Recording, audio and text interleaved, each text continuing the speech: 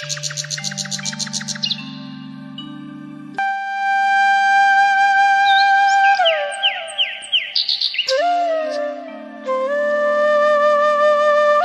একটা খুশির সংবাদ আছে।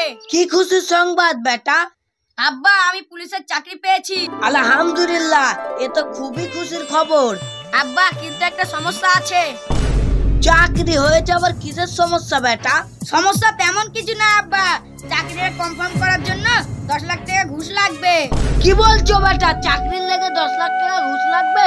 তা আমি জানি না আব্বা, এই সুযোগ সবসময় পাওয়া যায় না। তা আমি এই সময় 10 লাখ টাকা কোথায় পাবো? তুমি একটু দেখো না আব্বা, টাকাটা ম্যানেজ করা যায় কিনা।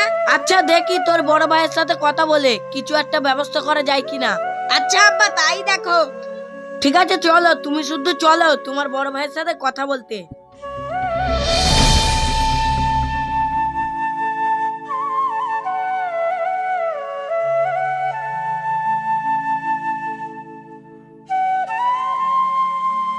কি করছো বড় বেটা তুমি?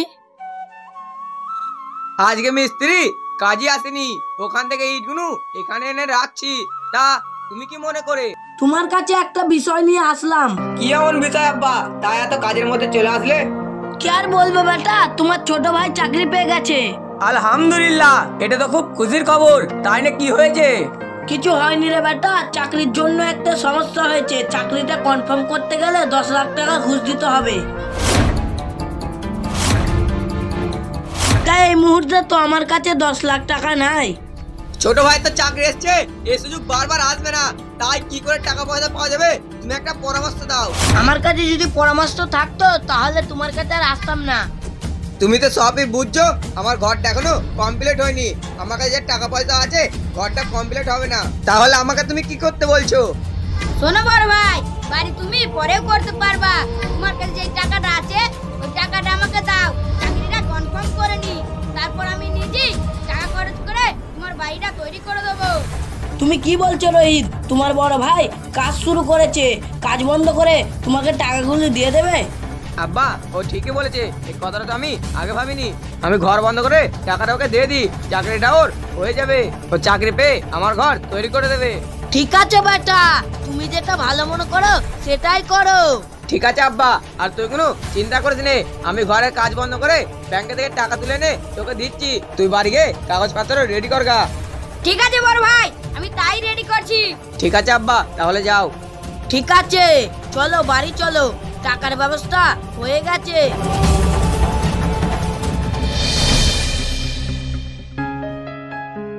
কিরা শহীদ, শোন শোন, বস এখানে। শুনলাম তোর ঘরের কাজ বন্ধ করে রেখেছিস। হ্যাঁ রে, তুই ঠিকই শুনেছিস। হঠাৎ করে বন্ধ করে কেন রেখেছিস? একটু ঝামেলার জন্য ঘরের কাজ বন্ধ রেখেছি। কি এমন ঝামেলা তাই ঘরের কাজ বন্ধ করে রেখেছিস? তুই তো জানিস আমার একটা ছোট ভাই আছে, ও বেকার বেকার ঘুরে বেড়ায়। ওর একটা চাকরি এসেছে, তাই 10 লাখ টাকা লাগবে বলে আমি ঘরের কাজ বন্ধ রেখেছি। তোর ছোট ভাইয়ের চাকরি এসেছে ঠিক আছে, কিন্তু তুই টাকা দিলি, এটা ভুল করলি না? কিসের ভুল? ওটা তো আমার ছোট ভাই, চাকরি পাওয়ার পরে ঠিকই আমার ঘরটা করে দেবে। এই রকম সবাই বলে, কিন্তু দিন শেষে কেউ কারণ নয়। আমার ছোট ভাই ওরকম না, সবার থেকে আলাদা। ছোট ভাই এই রকম আলাদাই হয়, কিন্তু দিন শেষে সব চেঞ্জ হয়ে যায়। তুই যা ভালো বুঝিস সেটাই কর, আমি গেলাম।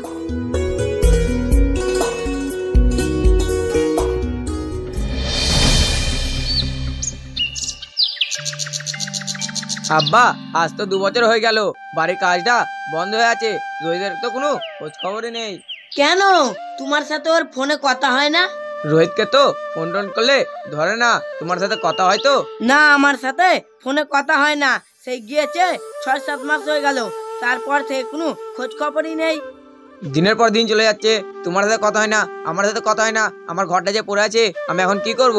কি আর করা যাবে, আমাদের ওই মাঠের 1 বিঘে জমি বিক্রি করে তুই তোর ঘরের কাজ চালু কর। কি বলছো আব্বা? ওটা বেচে ঘর করলে কি করে হবে? ওটা তো 1 বিঘে জমি, তাহলে আমাদের ঘরে ধান কি করে আসবে? বেটা ধান চালের দিকে দেখলে হবে না, আমাদের তো থাকার ব্যবস্থা করতে হবে। আব্বা তারপরেও একটু ভেবে দেখলে হতো না? বেটা আমার যে ভাবার দরকার আমি ভেবে নিয়েছি, তুই এক কাজ কর, একটা খরিদ্দার দেখ, জমিটা বিক্রি করতে হবে। ঠিক আছে আব্বা, তাহলে আমি এখন যাই জমি কেনার একটা খরিদ্দার দেখি।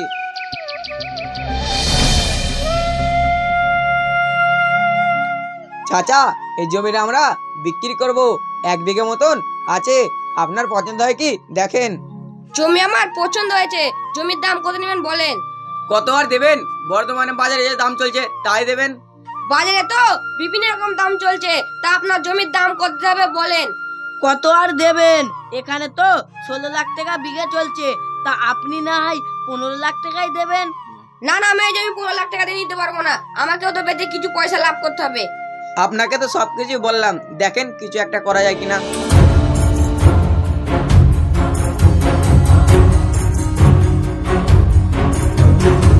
শুনলাম আব্বা তুমি নাকি জমিটা বিক্রি করে দিচ্ছ। হ্যাঁ বেটা আমি জমি বিক্রি করছি, তুমি কখন আসলে? আমি কখন এসেছি সেটা জেনে লাভ নাই, তুমি আমাকে না বলে জমি বিক্রি করছো। বড় ভাই তুমি তো কিছু বলনি। তোকে কি করে জানাবো? ফোন করলে তো ফোনই ধরিস না, আর আব্বা ফোন করলে তাও ধরিস না। তুই তো সেই গেছিস, আমাকে তো ভুলেই গেছিস। আরে তোমাকেও তো বুঝতে হবে আমি পুলিশের চাকরি করি, চাইলেই তো আর ফোন ধরা যায় না। পুলিশের চাকরি করিস ঠিক আছে, তুই এত ব্যস্ততা হয়ে গেছি বাবাকে ভুলে গেলি। ভুলে গেছি কি মনে রেখেছি, তোমাকে তো মাথা ঘামাতে হবে না।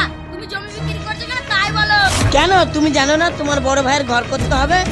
তুমি এই জমি বেচে বড় ভাইয়ের ঘর করে দিচ্ছ, এই জমি কি বড় ভাইয়ের একা? না এ জমি ওর একা না, তোমারও।